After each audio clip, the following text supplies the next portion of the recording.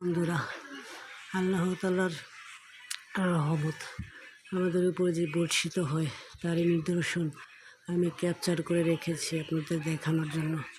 দেখেন গাছপালাগুলি কীরকম আল্লাহর জিকির করছে, আল্লাহু আল্লাহু বলছে, আর আমরা আল্লাহর জিকির করি না, আল্লাহর নাম নেই না। আল্লাহ আমাদেরকে কত বড় নিয়ামত দিয়ে রেখেছেন, আমাদের প্রাণ দিয়ে রেখেছেন। আমরা শ্বাস প্রশ্বাস নিতে পারছি একমাত্র উপর আল্লাহর মারফতে।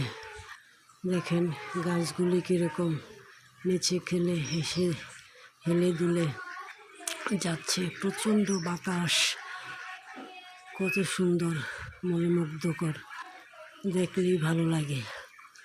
কীভাবে জিকির করছে আল্লাহর, আমরা যদি একটু ভাবি এবং আল্লাহকে স্মরণ করি। সবাই আল্লাহর জিকির করুন, আল্লাহকে স্মরণ করুন, আল্লাহকে ভালোবাসুন, আল্লাহকে বিশ্বাস করুন। দেখেন আল্লাহ আমাদের আশেপাশে আছে, আমাদের সাথেই আছে।